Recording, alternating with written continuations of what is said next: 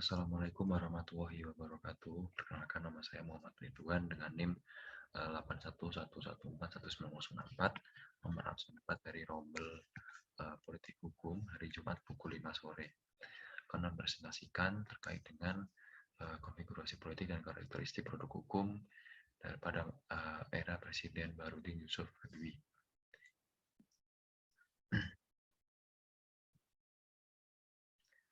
Tahun 1998 menjadi titik tolak perubahan konfigurasi politik yang otoriter ke arah pembaruan berwujud demokratis.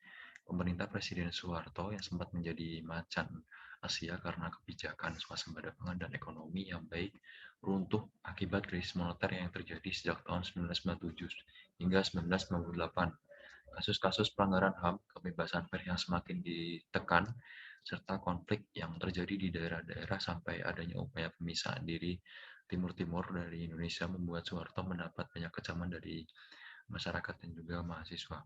Presiden Soeharto pun akhirnya terpaksa mengundurkan diri dari kursi presiden pada tanggal 21 Mei 1998. Maka sesuai dengan pasal 8 Undang-Undang Dasar Negara Republik Indonesia tahun 1945 dan juga sesuai dengan ketetapan MPR nomor 7 tahun 1993 tentang keadaan presiden dan wakil presiden Republik Indonesia berhalangan, maka secara otomatis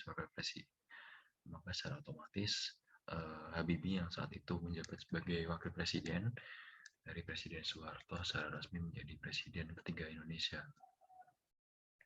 Pada awal kepemimpinannya menjadi presiden, masyarakat sempat berpikir skeptis kepada Habibie karena beliau merupakan seorang kader Golkar yang pada waktu itu sempat menjadi pengurus keluarga besar Golkar serta selama kurang lebih 20 tahun telah menjadi bagian dari kabinet yang dibentuk oleh Soeharto. Terlebih lagi Habibie juga pernah mengatakan bahwa Soeharto merupakan guru politik atau mentor politiknya. Hal tersebut menambah kekhawatiran masyarakat jika konfigurasi politik yang akan diterapkan oleh Presiden Habibie ini bersifat sentralistik seperti pada masa Orde Baru. Namun, meskipun Soeharto merupakan guru politiknya, terdapat perbedaan pandangan politik antar keduanya. Dalam buku biografi politik Habibie, karya Sugiharto, Presiden Habibie itu memandang bahwa politik atau kekuasaan adalah sarana perjuangan amanat dari rakyat yang ditunaikan dalam pengabdian kepada bangsa negara demi kepentingan masyarakat luas. Misalnya Soeharto meninggalkan berbagai macam pekerjaan rumah besar kepada Habibie yang belum sempat teratasi. Misalnya krisis moneter 1997, ya, kemudian ada konflik Timur-Timur, hingga krisis politik dan kepercayaan masyarakat terhadap pemerintah yang menurun drastis. Adapun langkah yang diambil Habibie dalam dalam menuntaskan keinginan masyarakat Indonesia, yaitu yang pertama adalah pengakuan terhadap HAM serta pembentukan kabinet reformasi pembangunan. Pengakuan terhadap HAM. Perlindungan HAM yang pada masa Orde Baru seakan-akan dikesampingkan. Pada masa Habibie mendapat penguatan melalui Undang-Undang Nomor 39 Tahun 1999 tentang HAM. Realisasi pengakuan terhadap hak ini terlihat melalui kebijakan-kebijakan yang diambil oleh Presiden seperti kebebasan berpendapat atau kebebasan pers ditegaskan melalui Undang-Undang Nomor 40 Tahun 1999, kebebasan membentuk kepartaian dengan Undang-Undang Nomor 2 Tahun 1999, serta memberikan hak-hak tahanan politik untuk bisa terbebas, salah satunya melalui keputusan Presiden Nomor 85 Tahun 1998. Kemudian pembentukan Kabinet Reformasi Pembangunan. Setelah seri dilantik, Habibie bergerak cepat guna menjawab keinginan masyarakat Indonesia yang haus akan perubahan reformasi serta mengatasi permasalahan yang sedang dialami bangsa Indonesia melalui pembentukan Kabinet Reformasi Pembangunan. Fokus dari kabinet ini tercermin dari tujuan Kabinet Reformasi Pembangunan, yakni kesejahteraan rakyat atau KESRA dan pengentasan kemiskinan atau TASKIN. Prioritas tertinggi dibentuk kabinet tersebut bertujuan untuk mengentaskan kemiskinan. Prioritas tersebut diusahakan agar makin membudaya sehingga menjadi kewajiban setiap jajaran anggota kabinet yang menangani bidang kesejahteraan rakyat dan bidang pengentasan kemiskinan serta bidang yang lain untuk membangun masyarakat Indonesia berkualitas, sejahtera, bebas kemiskinan, bebas HIV/AIDS, bebas dari kerusuhan dan sikap terhadap bencana. Kemudian bekerjanya pilar-pilar demokrasi, kehidupan kepartaian dan peranan Badan Perwakilan Rakyat.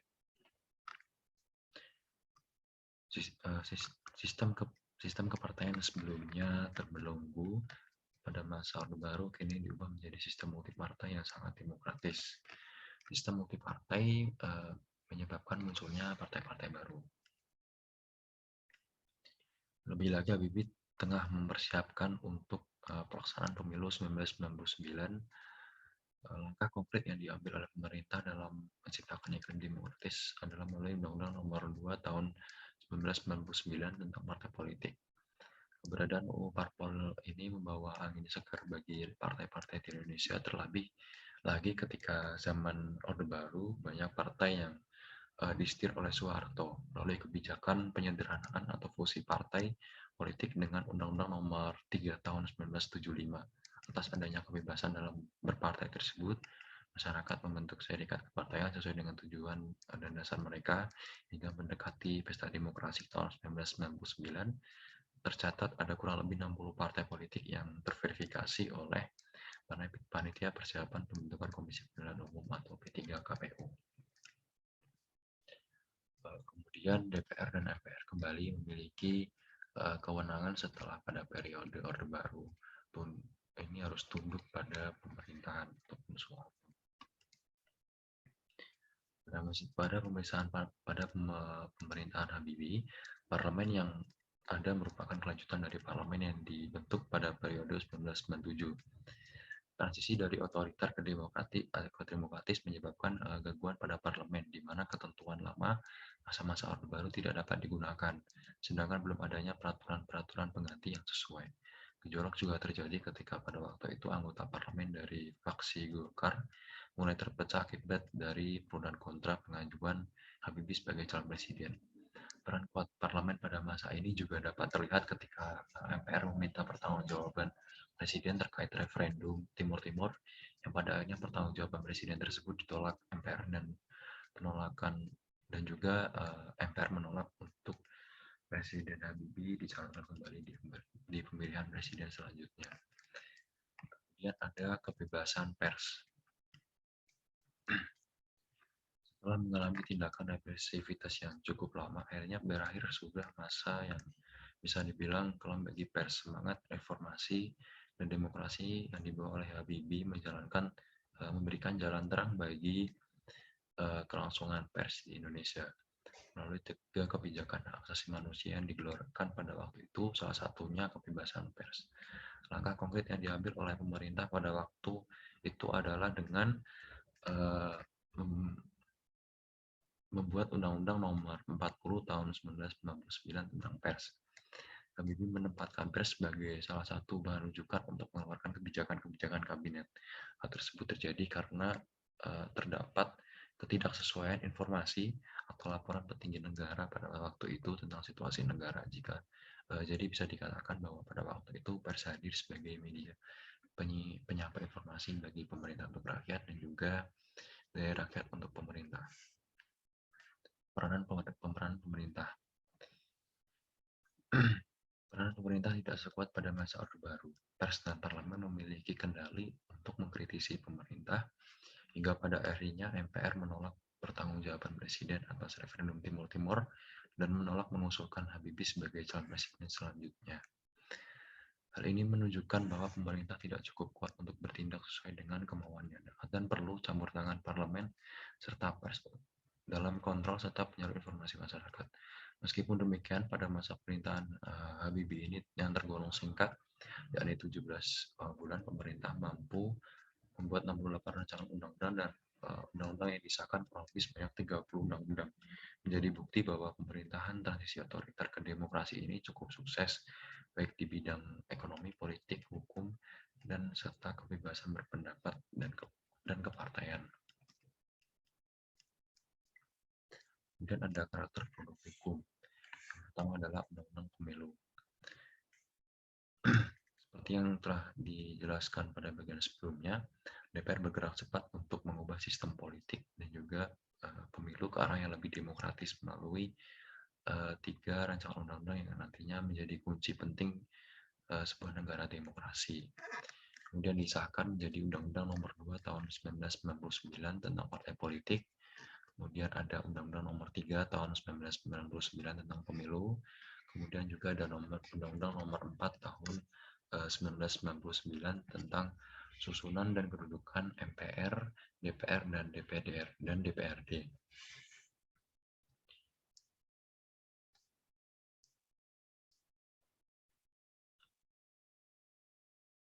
Kemudian ada Undang-Undang Pers.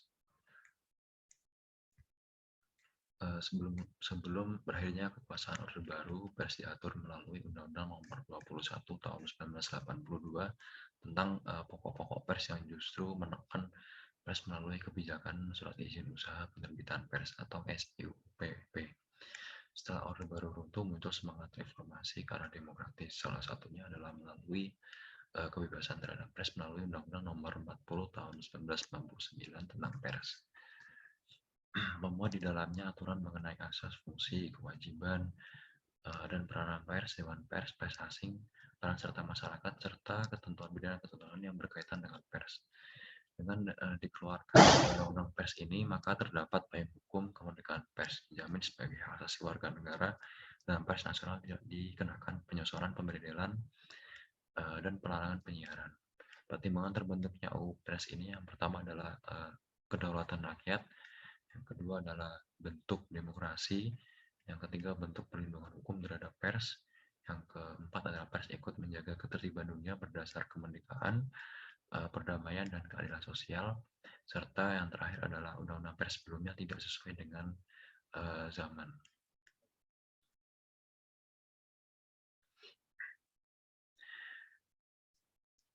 Selain itu, dihapus pula Departemen Penerangan yang memiliki andil besar dalam segala macam intervensi pemberedelan pers, membuat pers makin bebas. Walaupun begitu, pers tetap harus bertanggung jawab, yakni kepada masyarakat atau kepentingan umum, yang berarti bahwa pers diawasi oleh masyarakat secara langsung.